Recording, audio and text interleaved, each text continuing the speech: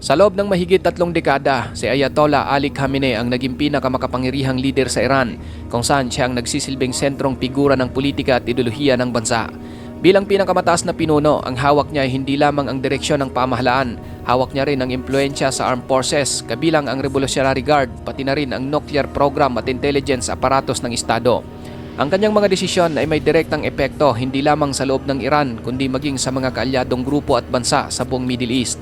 Sa paglipas ng mga taon, naging simbolo siya ng matatag at kontrobersyal na pamumuno sa gitna ng tumitinding tensyon laban sa kanluran.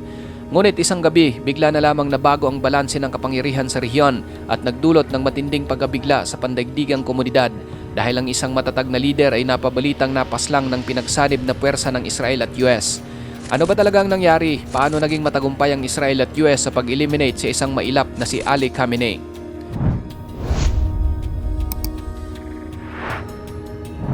Bago ang insidente, nagkaroon ng matinding aktibidad ng pagmamanman ang US at Israel laban sa tinutukoy nilang mga high-value target sa loob ng Iran.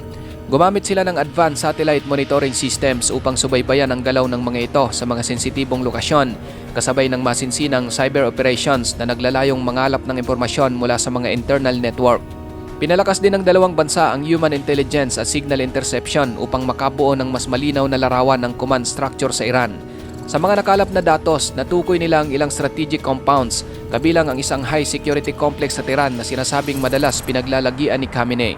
Dahil dyan, nagdesisyon ng militar ng Israel at US ng direktang pag-target sa leadership structure ng bansa upang magkaroon ng agarang pag-aantala sa kanilang chain of command.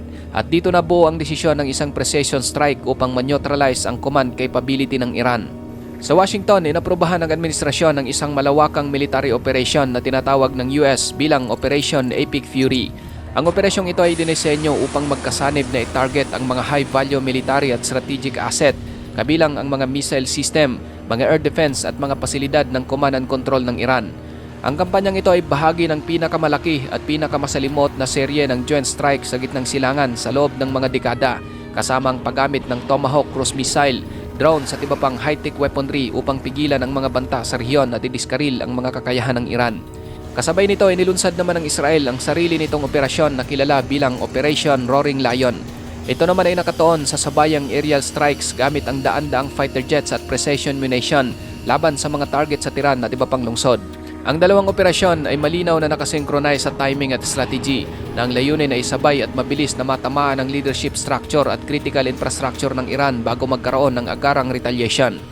Ilang araw bago ang aktual na pag-atake, sinasabing nagsimula muna ang tinatawag na electronic warfare phase, isang tahimik ngunit critical na yugto ng operasyon. Sa mga oras na ito, pansamantalang naantala ang ilang radar at communication networks ng Iran. Nagdulot ito ng kalituhan at limitadong visibility sa kanilang air defense system. Layunin itong pahinain ang kakayahan ng kanilang mga air defense na agad makaresponde o makapag-coordinate ng mabilisang aksyon.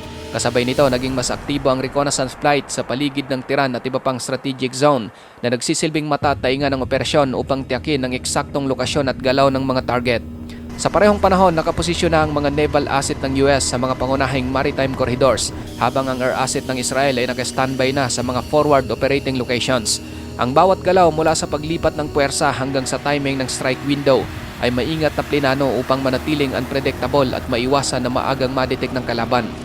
Bandang hating gabi, sinimulan na ang operasyon. Sabay na naglunsad ang Israel at US ng precision strike laban sa ilang strategic compounds. Sa loob ng isang high-security compound sa Tehran, iniulat na naroroon si Khamenei sa mismong oras ng pag-atake, kung saan ang buong operasyon ay tumagal lamang ng ilang minuto, isang mabilis ngunit eksaktong pagsunod sa pre-planned timing. Gayunpaman, sa kabila ng maikling yugto ng pag-atake, sapat ang lakas ng mga tumamang munition upang magdulot ng matinding pinsala at structural collapse sa compound. Matapos ang operasyon, lumabas ang paunang ulat mula sa Israeli Defense at ilang opisyal ng United States na nagsasabing nakamit nila ang pangunahing mission objectives, ang ma-eliminate ang mismong supreme leader ng Iran na si Ayatollah Ali Khamenei. Tumama umano ang mga precision strike sa itinakdang target at naging epektibo ang koordinasyon ng magkasanib na operasyon. Gayunpaman, tahimik ang Iran sa mga unang oras matapos ang insidente. Wala silang agarang kumpirmasyon at hindi rin naman nila itinanggi ang nasabing pahayag ng Israel at US. Ngunit kalaunan, naglabas ang Iranian state media ng isang opisyal na kumpirmasyon na si Ayatollah Ali Khamenei ay napatay umano sa pinagsanib na operasyon ng US at Israel. Kasabay ng kumpirmasyon, idineklara ng pamahalaan ng isang 40-day national mourning period bilang paggalang sa kanyang buhay at matagal na pamumuno bilang Supreme Leader. Inanunsyo rin ang 7-day public holiday upang bigyang daan ng mga seremonya, pag-alay ng parangal at malawakang pagunita ng publiko. Sa parehong oras, naglunsad ang Iran ng mga limitadong retaliatory strikes gamit ang missile at drones na pumupuntirya sa ilang strategic installation na may kaugnayan sa United States at Israel.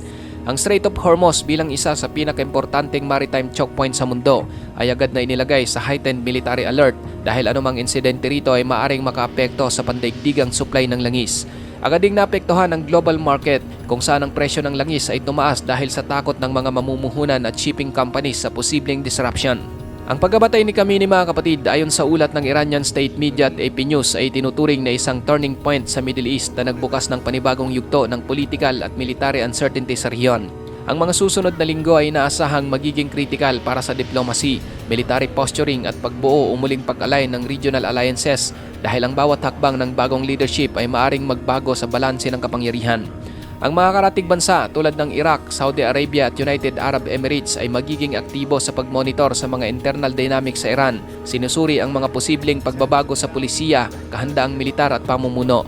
Ang mundo ay nananatiling nakatutok sa kung paano haharapin ng bagong leadership ang mga mahahalagang isyo, kabilang ang nuclear program, foreign policy orientation at relasyon sa mga global powers. Ang bawat desisyon sa loob ng Iran ay may potensyal na magdulot ng domino effect sa rehiyon at sa international na komunidad, kaya't ang sitwasyon ay patuloy na sinusubaybayan ng mga analyst, diplomat at media sa buong mundo.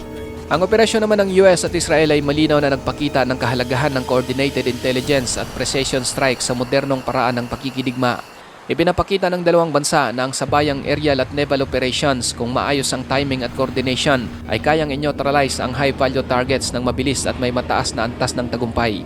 Ang paggamit ng advanced surveillance, reconnaissance at synchronized munition ay nagbigay daan upang makamit ang operational objective sa maikling panahon nang hindi kinakailangang magsagawa ng malawakang ground engagement. Ngunit kaakibat ng ganitong uri ng operasyon ang mataas na geopolitical risk. Kasama rito ang posibilidad ng asymmetric retaliation mula sa mga kaalyado o proxy forces ng Iran, pati na rin ang potensyal na global economic disruption, lalo na sa mga merkado ng langis at strategic maritime routes. Sa kasalukuyan, nananatiling nasa maselang yugto ng transisyon ang pamumuno sa Iran habang wala pang formal na naitatalagang bagong Supreme Leader. Isang interim leadership council ang pansamantalang namamahala sa mahahalagang gawain ng Estado, kabilang ang pagpapanatili ng internal stability at pagpapatuloy ng mga strategic policy decisions. Samantalang ang Assembly of Experts, ang konstitusyonal na may kapangyarihang pumili ng susunod na Supreme Leader, ay inaasahang magsasagawa ng masusing konsultasyon at deliberasyon bago maglabas ng pinal na pasya. Ang kanilang magiging desisyon ay may malalim na implikasyon sa direksyon ng Iran mula sa nuclear program at regional alliances hanggang sa pakikitungo nito sa mga pangunahing global powers. Ikaw, kapatid, ano ang masasabi mo sa bidyong ito?